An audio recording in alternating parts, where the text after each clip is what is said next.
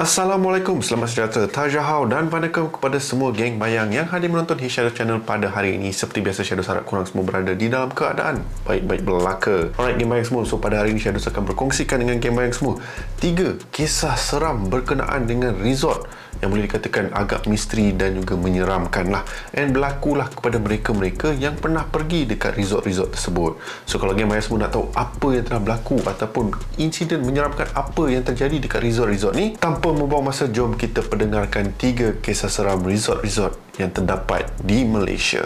Tapi sebelum tu, kita roll intro dulu. Piu.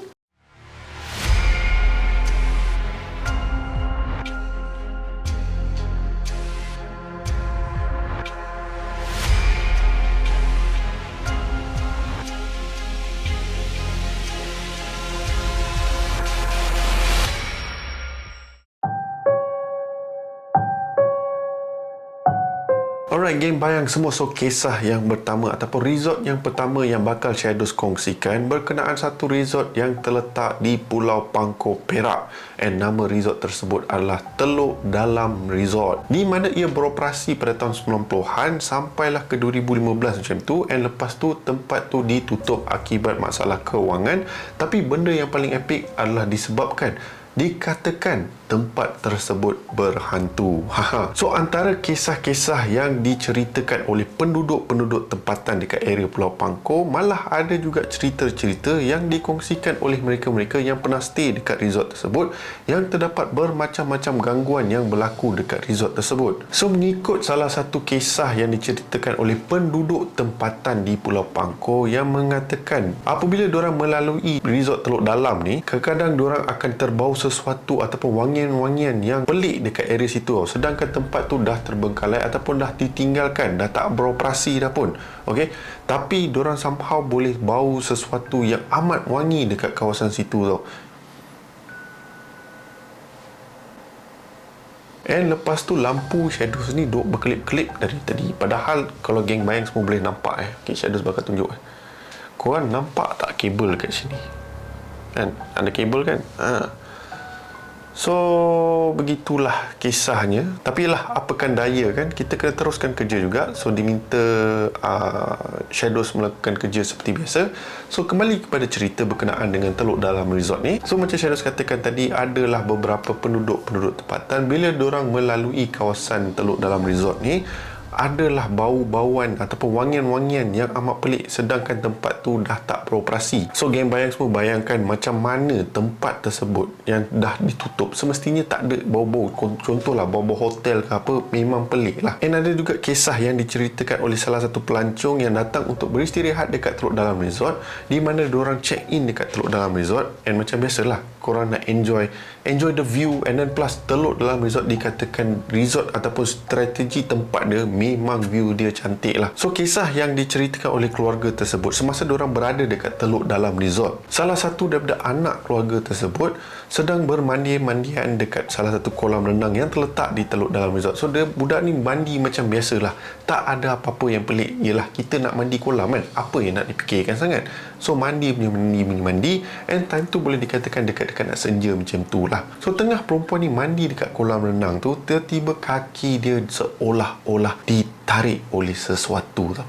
So budak ni kejap-kejap terapung, kejap-kejap lemas, kejap-kejap terapung, kejap-kejap lemas, and ayah kepada budak ni tanpa fikir apa-apa terus lompat ke dalam kolam renang tersebut untuk menyelamatkan anak dia. And lepas dah tarik keluar anak perempuan dia daripada kolam tu, dia tanyalah apa yang dah berlaku. Kejap-kejap tenggelam, kejap-kejap timbul. Lalu anak perempuan dia menceritakan yang seolah-olah kakinya ditarik oleh sesuatu tau. Tak tahu apa yang dia menarik kakinya, tapi dia non-stop rasa kakinya ditarik oleh sesuatu dalam kolam renang tersebut. So selepas insiden tu, ayah perempuan ni dah rasa risau and bagi tahu anak dia supaya jangan bermandi dekat kolam renang tu. And ada juga membuat laporan kepada pihak resort tersebut. Namun pihak resort tak membagi tahu apa-apa, just cakap kemungkinan itu kaki kejang ke ataupun tak pandai berenang ke. Macam itulah lebih kurang cerita dia kan. Tapi pada hakikatnya ayah dia tahu ada something yang tak kena dengan kolam renang tersebut. Dan ada juga satu lagi peristiwa yang berlaku dekat area kolam renang tu yang diceritakan oleh seorang staff yang pernah bekerja di Teluk Dalam Resort, di mana pada waktu tu shift bahagian malam tau. So shift malam ni biasalah kadang-kadang diorang kena berjalan sini sana, and kalau kata kau area front desk, kau nak kena pergi tempat sana lah, nak kena check ni lah, kena check tu lah. So kebetulan pada malam tu salah satu pekerja dekat Teluk Dalam Resort ni, kita namakan dia Farid lah. So Farid ni dia kena pergi dekat satu tempat di mana dia kena melalui area kolam renang. So macam biasa dia fikir tak ada apa-apa lah, dia melalui dah banyak kali dah dia lalu dekat area situ, tapi tak pernah pula dia terbayangkan ataupun terfikirkan yang kemungkinan besar ada sesuatu yang menyeramkan berlaku dekat atas diri dia tau. So si Farid ni pun lalulah dekat area kolam renang tu, and apabila kali ni dia lalu dekat area situ, apa yang si Farid ni sedar yang ada satu wanita yang sedang duduk di kawasan kolam renang tu, tak berbuat apa-apa tapi hanya duduk dekat situ bertenggek ataupun bercangkung macam tu lah. So si Farid ni hanya fikir kemungkinan besar itu adalah tetamu Teluk Dalam Resort. So si Farid ni hanya mengabaikan dan tak fikir apa-apa tu. Dia teruskan melakukan tugas seperti biasa sampailah dia ditegur oleh wanita tersebut. So si Farid ni sebab kerja kawasan hotel, so dia kenalah bagi layanan yang baik kepada tetamu-tetamu yang check in dekat hotel tu. So si Farid ni pun dalam otak dia fikir, alah aku nak settlekan kerja aku ni, boleh pula guest ni panggil aku kan. So si Farid ni pun pergilah dekat wanita tersebut and tanyakan apa yang dia boleh bantu ataupun apa yang dikehendaki oleh wanita tersebut. Apabila si Farid mendekati wanita yang tengah duduk ataupun bercangkung dekat area kolam renang tu, barulah si Farid sedar yang wanita yang dia nampak tu tak nampak macam manusia langsung tau. Wanita yang dia nampak tu, bila dia semakin menghampiri wanita tu, rambut yang panjang, kuku yang panjang, and tangan seolah-olah berkudis, berkurak macam tu tau. Dia hanya duduk bercangkung dekat area kolam renang tu and tak buat apa-apa sambil rambutnya terburai ke bawah. Terburai, lebih kurang lah terburai ke bawah. So apabila Farid dah nampak benda tu, Farid macam tiba-tiba stop perjalanan dia and dia macam dah risau untuk mendekati wanita tersebut tau. So Farid pun membelakangi diri dia and cuba buat-buat tak dengar and nak patah balik tau. And bila dia patah balik, time itulah dia mendengar suara mengilai yang begitu kuat.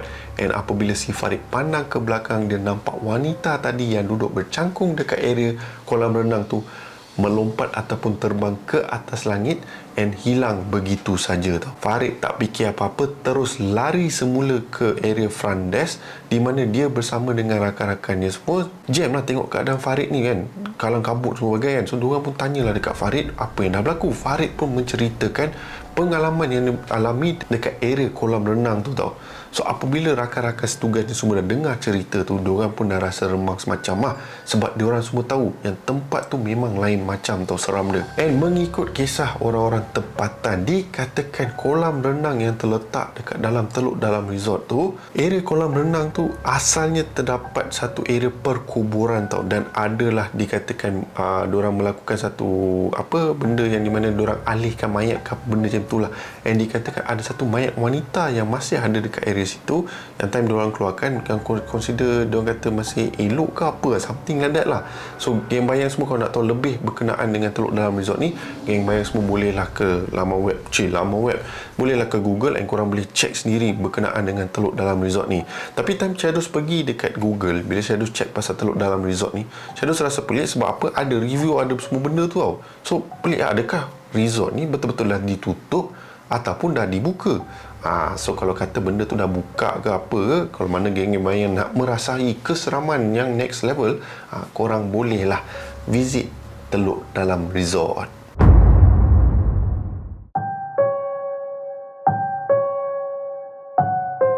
So kisah yang seterusnya berlaku di salah sebuah resort yang terletak di PD, dan dikatakan resort ni mempunyai 5 bintang. Dia punya level kira dahsyat lah hotel ni kan, ataupun resort ni, salah, bukan hotel, resort. And kisah ni diceritakan oleh satu keluarga yang pergi check in dekat resort tu yang mengalami satu gangguan ataupun pengalaman yang agak menyeramkan. So kisah kita bermula di mana keluarga Zulkifli ni plan bersama anak-anak dia, bersama isteri dia semua, bersamalah dengan makcik ke semua benda tu, yang ingin bercuti di Port Dickson. So tengahlah survey hotel semua, diorang terjumpalah satu resort ni yang terletak dekat PD, and rating dia 5 star lah. So dia fikir okey lah, boleh lah dia check in bersama dengan ahli-ahli keluarga dia yang lain. And dikatakan bilik tersebut agak besar lah, so memang sesuai untuk keluarga dia yang boleh katakan memang besar lah. So selepas dah plan everything all, diorang pun dah book resort yang terletak dekat PD tu, and diorang pun pergilah check in macam biasa. Diorang masuk semua, have fun semua bagai. Tak ada apa-apa yang dipikirkan oleh mereka sama ada gangguan misteri ataupun gangguan-gangguan yang menyeramkan. Sebab apa, sejak bila pula kita nak pergi bercuti lepas tu start fikir, tempat ni ada hantu ke, tak ada ke kan? Memang rare lah mat. Tapi itulah yang berlaku dekat keluarga si Zulkifli ni, di mana pada hari yang diorang check in ni, hari tersebut dah mengalami beberapa gangguan yang kurang menyenangkan. So segalanya pada awalnya elok je, tak ada apa-apa gangguan yang berlaku. Tapi gangguan semua berlaku selepas diorang pulang daripada makan malam tau. Diorang semua beristirahat di kawasan ruang tamu sambil layan televisyen tau. And semua ahli keluarga ni berada dekat area ruang tamu. Tak ada seorang yang berada dalam bilik ke pergi tempat-tempat lain ke, tak ada. Semua berkumpul kat situ sebab diorang tengah tengok satu rancangan, tak tahu apa rancangan apa. Semua tengah fokus pada rancangan tu tau. So tengah diorang layan TV dekat ruang tamu tu, time tu lah salah satu keluarga Zulkifli ni terdengar seperti ada seseorang yang flush jamban tau. So pada awalnya diorang fikir kemungkinan salah satu ahli keluarganya pergi ke toilet ke apa ke, itulah yang dipikirkan secara logiknya. Namun apabila diorang pandang sekeliling, semua berada dekat ruang tamu tau. Tiada seorang pun yang pergi ke tandas tau. And time tu masing-masing dah rasa tak sedap hati dah. And Zulkifli sebagai ketua keluarga ataupun ketua planning untuk bercuti kat situ, pergi ke tandas untuk cek apa yang sedang berlaku. Dan apabila dia ke tandas, dia tak nampak apa-apa yang pelik. Semua nampak elok je. Tapi dari mana datang bunyi flash tu? So Zulkifli pun abaikan and terus pergi ke ruang tamu. Cakaplah dekat ahli-ahli keluarga dia sebab tak nak menakutkan mereka ke apa. Cakap tak ada apa-apa yang perlu dirisaukan, and just continue layan TV macam biasa. And tak sampai 10 minit lagi sekali kedengaran bunyi flash, and kali ni ditambah lagi dengan bunyi shower head yang on tau. Okey, terdengar bunyi seperti ada orang mandi tau. And terus ahli-ahli keluarga Zulkifli yang lain dah start rasa risau dah. Dia rasa seperti ada benda yang tak kena dengan bilik tu. So Zulkifli bersama dengan salah seorang, sama ada sepupu ataupun abang dia, pergi dekat tandas tu untuk inspect apa yang sedang berlaku. Apabila diorang masuk ke tandas tu, jamban pun tak di flush and air pun tak di on. Tapi apa yang pelik is that lantai tandas tersebut memang dalam keadaan basah, seperti ada orang tengah mandi macam tu. Padahal tak ada sesiapa pun yang mandi pada ketika itu tau. And lantai yang si Zulkifli ingat pada time diorang masuk lepas diorang makan malam semua, tak basah, tak apa tau. So bagi Zulkifli dengan abang dia, kita ambil abang dia lah. Bagi si Zulkifli dengan abang dia, dia fikir macam macam mana lantai boleh basah sedangkan tak ada sesiapa yang mandi pun. Semua yang berada dekat ruang tamu tengah chilling, tengah chillax. So si Zulkifli dengan abang dia dah rasa tak sedap hati tau.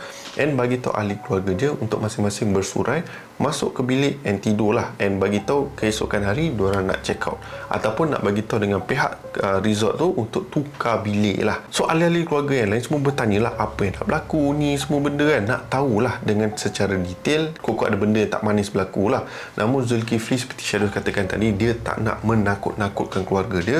Dia just decide untuk cakap, tak ada apa-apa, just ada masalah pipe lah, apa semua benda tu lah.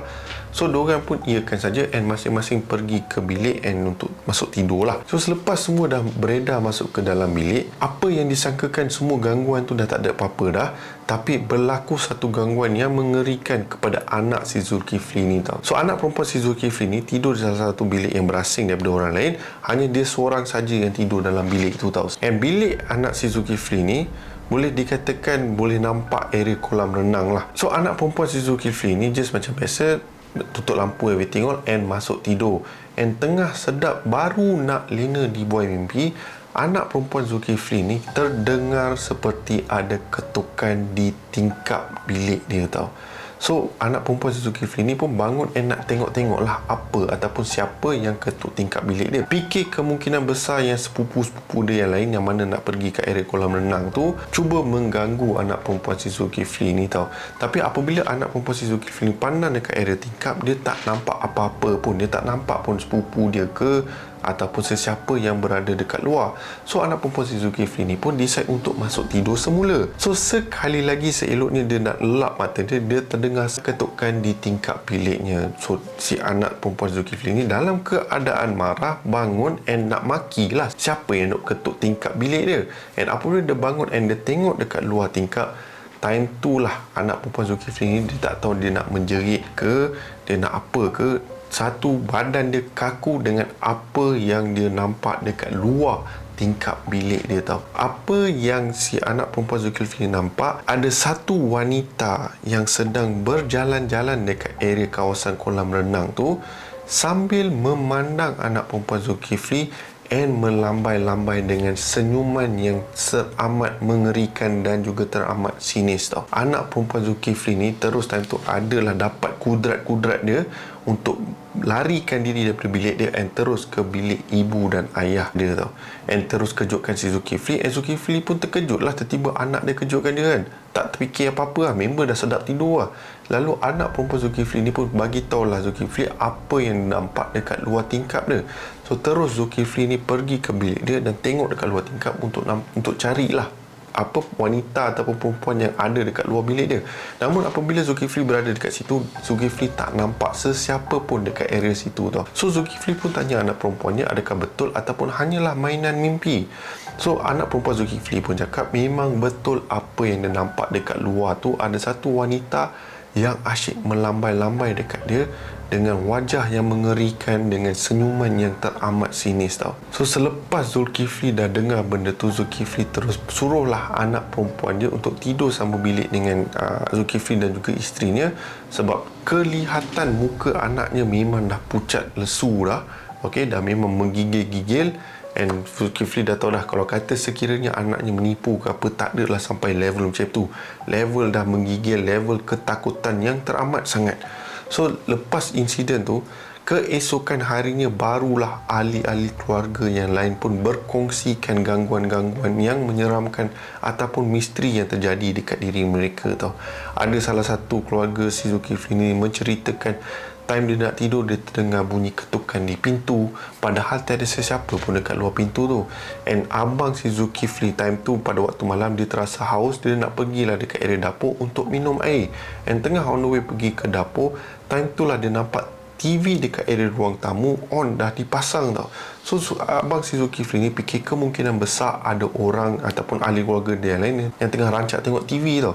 So abang si Zulkifli ni pergi dekat ruang tamu, dan apabila dia pergi ke ruang tamu, time tu lah abang Zulkifli nampak seperti ada satu susuk tubuh yang duduk dekat area sofa tu. Dia tak nampak sebab membelakangi si abang Zulkifli ni. And Zulkifli berasa pelik sebab dia tahu tak ada sesiapa yang dalam ahli keluarganya yang lebih kurang kira macam kita tahulah susuk tubuh seseorang tu macam mana kan.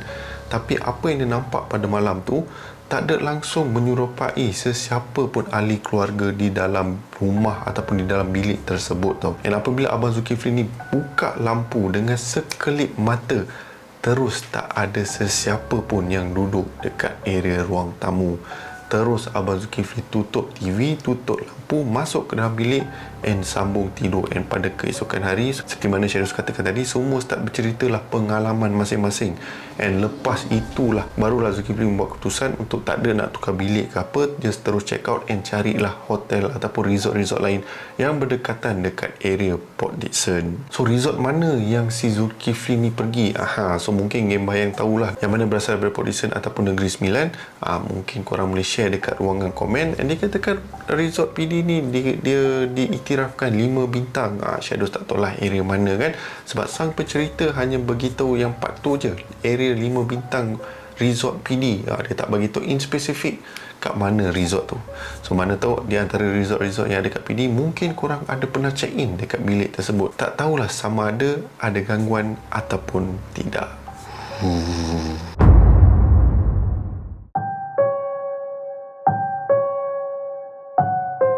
Alright geng bayang semua, so kisah terakhir kita pada hari ini merupakan satu resort tinggal ataupun resort yang terbiar yang dikatakan terletak di area Kuantan, Pahang. And resort ni boleh dikatakan ada sekali ni viral di TikTok pada tahun 2022, right, masa 2 tahun yang lepas. And dikatakan resort tinggal ni banyak insiden-insiden yang menyeramkan. And apa yang lagi epic, dikatakan resort tersebut ataupun tapak tersebut merupakan sarang Cik Ponti. Lain macam. Tak pernah lagi Shadows dengar sarang Cik Ponti. Tapi kalau kata area hutan ke ataupun area jalan-jalan ke, rumah ke apa, mungkin yes lah. Tapi ni sarang memang lain macam lah. Sarang tiba terbawa-bawa pula kan. So kisah dia berlaku di mana ada dikongsikan time tu resort tersebut masih lagi beroperasi, dan dikatakan ada satu keluarga yang bercuti dekat resort tersebut. So diorang pun check in semua macam biasa, tiada apa-apa gangguan. Macam biasalah kedua-dua story yang saya dah kongsikan tadi, awal-awal memang tak rasa apa-apa, tapi bila malam menjelma maka berlakulah insiden-insiden yang menyeramkan, seperti mana yang dikisahkan oleh keluarga ni, di mana diorang check in dekat resort tersebut. And pada awalnya diorang melakukan aktiviti pada waktu siang seperti biasa, namun selepas selesainya aktiviti siang, diorang pun time dekat senja, diorang pun pulang ke resort tu, and lepas tu keluar makan, and lepas tu pada malam tu balik semula. And time tu lah bila diorang nak masuk tidur, berlakulah gangguan-gangguan yang pelik dan juga menyeramkan. So dikatakan ketua keluarga yang check in dekat resort tersebut mengalami gangguan-gangguan yang pelik tau. Antaranya adalah time dia tidur pada waktu malam, dia seolah-olah terdengar seperti ada orang memanggil namanya ataupun mengetuk pintu bilik resortnya tau. So Rahim yang merupakan ketua keluarga yang check in dekat resort tu pergilah dekat pintu untuk cek siapa yang berada dekat luar semua benda tu, tapi dia tak jumpa sesiapa tau. Namun dia dapat rasakan seperti ada mata-mata yang sedang memandangnya tau. So pada awalnya Rahim tak adalah nak fikir apa-apa yang menyeramkan, tapi dia rasa kurang selesa pada time dia buka pintu tu. Sebab dia pelik, memang dia dengar kedengaran jelas pintu bilik dia diketuk tau. And pada waktu yang sama dia pun dengar seperti ada seseorang yang memanggilnya. So si Rahim ni pergilah kejutkan isterinya, kot lah isteri dia mengigau ke, ataupun kemungkinan besar isteri ada cuba kejutkan dia, tapi sebab dia mengantuk ke tak larat ke apa, so dia pun tak dengar suara isteri dia tau. So pada awalnya Rahim fikir okey, ni semua mainan minda, dia pun masuk ke bilik dia dan sambung tidur. So bila dia sambung tidur, tiba kedengaran pintu biliknya sekali lagi diketuk tau. Yang kali ni Rahim memang rasa lain macam dah. Dia rasa marah, pada waktu yang sama dia pun rasa seram semacam tau. So si Rahim ni pun bangun seperti biasa, pergi dekat pintu and buka pintu. And apabila dia buka pintu, sekali lagi dia tak nampak apa-apa benda ataupun sesiapa pun dekat luar pintu. Tapi apa yang beza kali ni ataupun apa yang si Rahim nampak, yang depan pintu bilik dia ada seolah-olah seperti cakaran tau. And si Rahim tak tahu sama ada cakaran tu datang ataupun berpunca daripada binatang ataupun makhluk-makhluk yang tak diketahui. Terus si Rahim tutup pintu and again masuk ke dalam bilik dia. Kali ni bila dia masuk ke dalam bilik dia, dia kedengaran bunyi tingkap biliknya diketuk tau oleh sesuatu. Dan si Rahim ni pun time tu dia tak fikir apa dah. Dia dah seolah-olah macam tak ada perasaan seram ke rasa marah ke apa. Dia just nak tahu apa yang tengah kacau dia ni. Aku nak tidur weh. So si Rahim ni pergilah dekat tingkap tu and buka. And apabila dia buka langsir tingkap dia and dia pandang dekat luar, time tu lah Rahim nampak satu susuk tubuh wanita berbaju putih, berambut panjang, seolah-olah bertaring macam tu, berlidah panjang berjelir, berada di hadapan, tak adalah dekat mana pun tapi agak jauh sikit, sedang memahati si Rahim. Rahim pada time tu bila dia nampak terus meremang segala bulu roma dia, and dia nak menjerit tapi takut isteri dia pula terbangun. Memang mesti fikir pasal isteri dia. Bagus si Rahim ni. Si Rahim ni terus tutup langsir tingkap dia, pergi ke bilik, selimutkan diri disebabkan ketakutan yang teramat sangat. And si Rahim lepas tu tak indahkan apa-apa bunyi yang dia dengar. Dia just masuk tidur seperti biasa. And pada keesokan harinya, sebelum sempat bini dia plan nak buat aktiviti apa dekat area tempat tu, terus si Rahim cakap dia nak check out, dia nak cari hotel ataupun resort yang lain. Dia tak nak stay dekat situ. Isteri si Rahim rasa pelik and tanyalah kepada si Rahim, kenapa tiba-tiba macam ni kan, kenapa tiba macam ketakutan ke, tiba nak check out semua benda tu kan. So Rahim tak menceritakan cerita yang penuh kepada isteri dia sebab takut isteri dia ketakutan ke, risau ke apa. Dia cakap yang dia rasa seperti ialah katil tak selesa dan sebagainya lah. Dia bagilah alasan-alasan yang logik dan masuk akal. So itu antara pengalaman Rahim yang pernah dia alami time dia stay dekat satu resort yang terletak dekat Kuantan Pahang ni tau. Tapi mengikut penduduk-penduduk tempatan yang dekat area situ, selepas resort tu dah terbengkalai ataupun telah ditinggalkan, sesiapa yang melalui kawasan tersebut banyak kali nampak seperti ada sesuatu berada dalam resort tu ataupun dalam bilik-bilik tu lah, dalam area tingkap ke atau something lah. Diorang akan nampak seperti ada susuk tubuh, bukan satu, bukan dua, tapi macam banyak berada dekat area situ tau. And sebab itulah tempat tu digelarkan sarang Syed Ponti. So tak tahulah sama ada betul ke tak. And geng bayang yang mana berasal daripada Kuantan, mungkin korang boleh share tempat ni kat mana tau. Dan sekali lagi, orang yang berkongsikan kisah ni tak menceritakan resort apakah itu, tapi dia just bagi tahu satu resort yang dah terbengkalai ataupun resort yang telah dibiarkan and consider dah tutup lah. Okay, dulunya beroperasi lah, tapi disebabkan atas gangguan-gangguan yang teramat sangat, so end up tempat tu pun tutup. Alright, so geng bayang semua yang pernah stay ataupun tahu akan resort-resort yang Shadows telah kongsikan dalam 3 kisah pada hari ini, korang boleh kongsikan dekat ruangan komen. And Shadows minta maaf sebab kalau sekiranya kisah pada hari ini agak pendek dan juga simple. Sebab apa? Shadows ada beberapa hal-hal yang perlu diuruskan, agak urgent juga. So seperti biasa, sekiranya game bayang semua terhibur dengan kisah yang Shadows kongsikan pada hari ini, korang semua boleh tekan butang like, share dan juga subscribe ke Hey Shadows Channel sebagai tanda sokongan korang kepada Hey Shadows Channel. And seperti biasa, nama aku Shadows and by the orders of Shadows, stay safe, stay healthy sehingga kita bertemu lagi di kisah seram yang akan datang. Assalamualaikum. Peace.